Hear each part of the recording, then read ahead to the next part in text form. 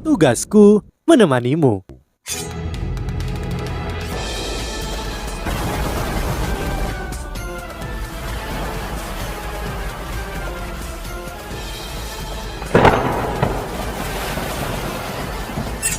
Hai sahabat Pasuk, kembali lagi bersama alur cerita versi novel Solen 2 Sekte Tang yang tak tertandingi. Jangan lupa like, subscribe, dan nyalakan tanda lonceng. Mari kita lanjutkan. Dia diseret ke Sekte Tang oleh Huo Yuhao. Berapa banyak yang telah dia kontribusikan pada sekte sejak saat itu. Ketika Huo Yuhao setuju untuk memberikan teknik ukiran ini kepadanya, dia memutuskan dalam hatinya bahwa dia akan mendedikasikan hidupnya untuk Sekte Tang. Sisa hidupnya untuk Sekte Tang. Huo Yuhao secara alami tidak tahu tentang perubahan psikologis ini dalam pikiran Xuan Ziwen. Dia kelelahan sekarang dan ingin kembali untuk beristirahat. Selama beberapa hari ini dia perlahan-lahan terbiasa dengan segel aneh antara Tang Wutong dan dia. Mereka berdua akan baik-baik saja jika mereka berkultivasi, tetapi tidak jika mereka dekat satu sama lain. Pada awalnya, dia masih sedikit tidak nyaman. Bagaimanapun dia telah menghabiskan banyak upaya untuk mendapatkan Tang Wutong kembali.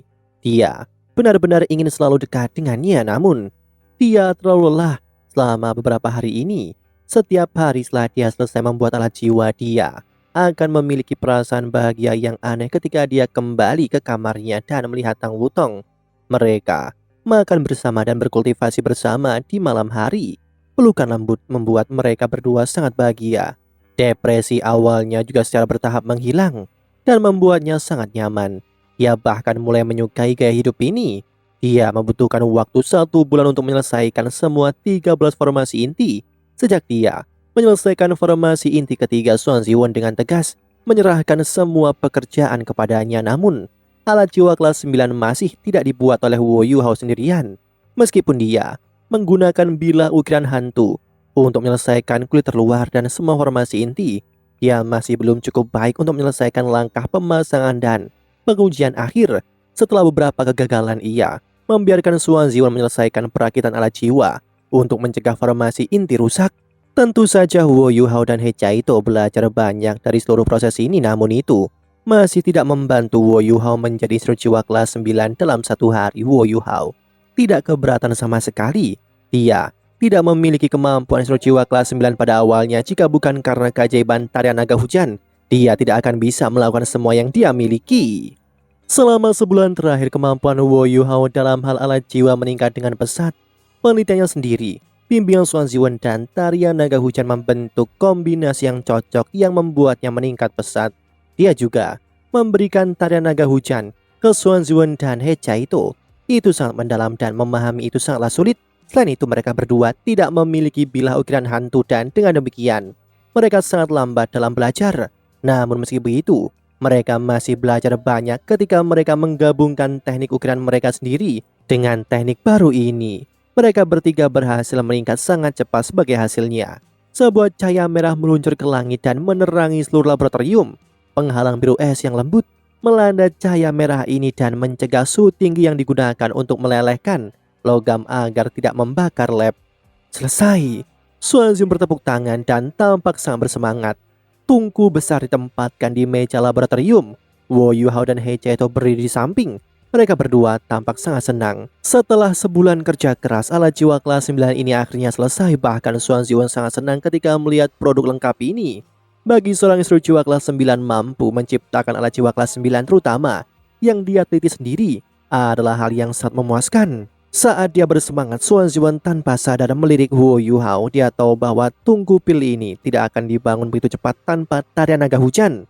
Dia bahkan diam-diam menghela nafas dalam hatinya. Jika kultivasi Huo Yuhao sedikit lebih tinggi dan pengalamannya sedikit lebih banyak, ia akan segera menjadi instruktur jiwa kelas 9 dengan teknik ukiran baru ini. Akhirnya selesai. Huo Yuhao menghela nafas lega. Setelah menyelesaikan tungku pil itu, berarti dia akhirnya bisa mulai menciptakan pil. Ini adalah hal yang menggembirakan bagi seluruh sekte Tang. Xuan Ziwen berkata, "Kapan kamu berencana untuk memulainya?" Huo Yuhao berkata, "Aku akan melakukan beberapa tes selama beberapa hari pertama dan mencoba tungku ini. Setelah itu, aku dapat memulai produksi pil. Aku akan menggunakan beberapa ramuan obat biasa untuk mengumpulkan pengalaman terlebih dahulu." Xuan Ziwen berkata, "Itu bagus. Jangan buang sumber daya." Baik kerusuhan.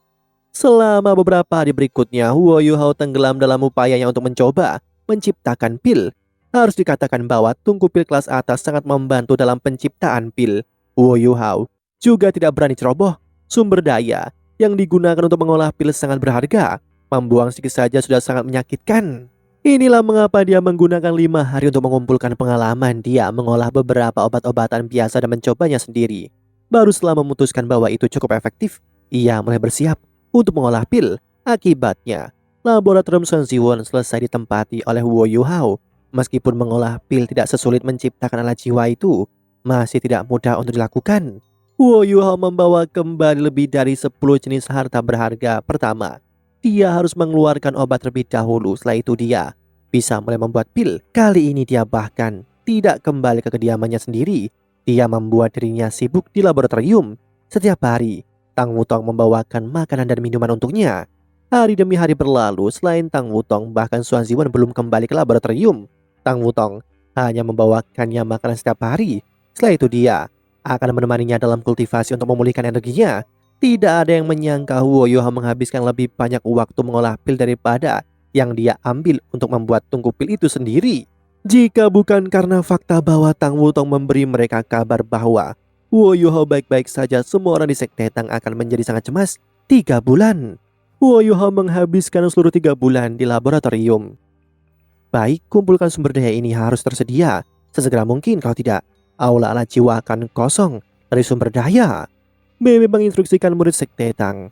Ya, murid itu mengakui kata-katanya dan segera pergi. Beristirahatlah Bebe. Suara lembut terdengar di belakang Bebe dan sepasang tangan halus diletakkan di pundaknya. Tatapan termenung Bebe segera berubah lembut. Shoya, bagaimana perasaanmu hari ini? Bebe bertanya dengan lembut. Tang Ya memutar bibirnya dan berkata, itu selalu sama. Itu tidak baik atau buruk. Ini benar-benar bukan perasaan yang nyaman. Bebe mengungkapkan sedikit senyum di wajahnya ketika dia melihat dia bertindak seperti ini. Namun, senyumnya juga dipenuhi dengan kepahitan. Ya, ingatan Tang Ya pada dasarnya telah dipulihkan. Setelah Huo Yuhao membersihkan racun dari tubuhnya, Tang Ya perlahan-lahan tersadar dan ingatannya juga secara bertahap pulih. Bahkan kultivasinya dilestarikan. Namun dia tidak bisa menggunakan kultivasinya sekarang karena tubuhnya terlalu lemah. Beberapa bulan telah berlalu.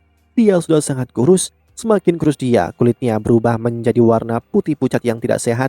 Dan dia kehilangan sebagian energinya. Awalnya Bebe sangat senang ketika dia melihat bahwa Tang Ya telah sadar kembali. Namun ia kemudian menemukan bahwa ia lebih tidak bahagia setelah Tang Ya mendapatkan kembali ingatannya.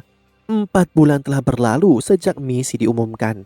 Terkadang seseorang akan membawa sesuatu yang mirip dengan Kaisar Biru Perak, namun tidak satu pun dari Kaisar Biru Perak yang diproklamirkan ini bekerja.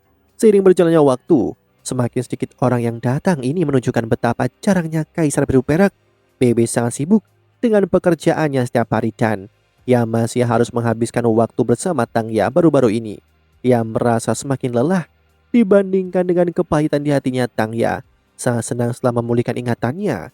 Ketika dia melihat bahwa Sekte Tang sudah dalam keadaan seperti ini, dia tampaknya bersinar.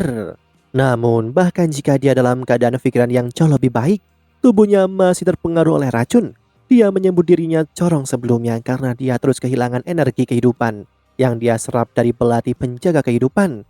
Namun itu juga karena ini dia mampu mempertahankan kondisinya saat ini. Kalau tidak, dia bahkan tidak akan bisa bangun dari tempat tidurnya sekarang. Bebe, Tang Ya dengan lembut memanggil namanya. Ya, Bebe dengan lembut mengakui. Tang Ya dengan lembut berkata, apakah kamu pikir aku sangat manja? Jika bukan karena fakta bahwa aku pergi, banyak hal tidak akan terjadi. Tidak, ini salahku Tang Ya. Aku tidak bisa melindungimu. Bebe memandang Tang Ya dan wajahnya dipenuhi dengan rasa bersalah. Jika aku memahami pikiranmu lebih baik dan menunjukkanmu lebih banyak perhatian, banyak hal tidak akan terjadi dan kau tidak akan terlalu menderita. Shoya, jangan khawatir, aku akan menjagamu apapun yang terjadi. Tang Ya tersenyum dan berkata, baiklah, jangan seperti ini. Apakah aku tidak hidup dan sehat? Jika kamu ingin membuatku bahagia, kamu harus bahagia juga. Bahkan jika aku tidak bisa hidup lebih lama. Apakah kamu benar-benar ingin melihatku kesakitan bahkan ketika aku menarik nafas terakhirku? Berbahagialah denganku, oke? Bebe tersenyum. Baik, Shoya. Tangya mendekatkan wajahnya ke wajah Bebe dan berbisik, Bebe, aku ingin memberimu seorang putra dan kita akan menamainya sebagai Tang. Kalau tidak, Sekte Tang tidak akan memiliki keturunan lagi. Bebe terkejut dan segera merespon. Tidak, kenapa tidak? Apakah kamu tidak mencintaiku? Tangya segera mengerutkan bibirnya meskipun dia telah memulihkan ingatannya, karakternya juga kembali ke masa remajanya juga. Bebe tertawa getir. Bukan kita tidak bisa menamainya sebagai Tang, tetapi kita tidak bisa mengandung anak. Mengingat kondisimu saat ini, Tangya menggelengkan kepalanya dan berkata, tidak, aku baik-baik saja. Aku bisa melakukan itu. Energi hidupku kurang, tetapi energi hidup kita digabungkan masih dapat menghasilkan kehidupan baru. Dia bisa hidup atas namaku. Seberapa hebatkah itu? Jika aku mati dan tidak bisa tetap di sisimu, dia bisa bersamamu. Kamu juga tidak akan merasa kesepian, bukan?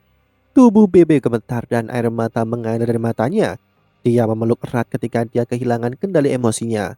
Tidak, tidak Shoya, aku tidak akan membiarkanmu mati. Kamu tidak harus mati. Jika kamu mati, aku akan menemanimu. Tangnya membelai rambut Bebe, sorot matanya sangat lembut. Konyol, di mana kamu bisa menemukan seseorang yang tidak mati? Ini hanya masalah waktu aku. Tidak merasa marah sama sekali kamu telah menyelesaikan harapan terbesarku dan kamu juga sangat mencintaiku. Meskipun aku sudah lama tidak hidup, aku sudah melakukan apa yang aku inginkan. Aku tidak menyesal. Aku hanya ingin melahirkan anak, oke? Bebe bahkan tidak bisa menjawabnya saat ini dia menangis terseduh-seduh. Bebe, Bebe. Pada saat ini, sebuah suara terdengar dari luar. Tangya segera membebaskan diri dari pelukan Bebe. Bebe juga buru-buru menyeka air mata. Dia adalah pembuat keputusan di sekte Tang. Dia tidak mungkin membiarkan siapapun melihatnya seperti ini. Susan si bergegas masuk. Hanya dia yang mampu bergegas ke kamar Bebe dan membuat keributan besar. Begitu dia masuk, dia merasakan ada yang salah dengan suasananya. Dia melihat tatapan tidak senang di mata Tangya sebelum dia melihat mata Bebe yang sedikit merah. Susan si terbatuk. Apakah aku datang pada waktu yang salah? Haruskah aku kembali nanti? Susan si hendak berbalik dan pergi. Potong ngomong kosong, katakan apa yang kamu ingin katakan. Bentak Bebe. Dia memahami karakter Susan si dengan sangat baik. Dari suaranya dia bisa tahu bahwa sesuatu telah terjadi dan itu pasti sesuatu yang baik. Sepertinya Junior akan keluar dari kultivasi tertutup. Ada bau obat yang sangat kuat dari laboratorium. Itu di mana-mana sekarang, apakah kamu ingin melihatnya? Laboratorium Suanziwon ada di ruang bawah tanah dan disegel dengan baik. Jika bau obat itu menyebar dari laboratorium, itu menunjukkan seberapa kuat bau itu. Setelah mendengar kata-kata Susan, si Bebe juga tersentak bangun. Meskipun dia tahu bahwa tidak ada obat Wo Yuhao yang dapat menyembuhkan Tangya, dia masih memiliki secercah harapan di hatinya. Ayo pergi dan lihat. Memang, itu seperti yang dijelaskan oleh Susan si bahwa ketika Bebe meninggalkan kamar, dia bisa langsung mencium aroma obat. Itu sangat ringan, tetapi menyegarkan. Dengan hanya mengendusnya sedikit, Bebe merasa seolah-olah kekuatan jiwanya telah dirangsang. Bebe memikirkan sesuatu dan berkata kepada Susan si, Sansi, cepat panggil semua murid dari Sekte Tang dan kumpulkan di area latihan.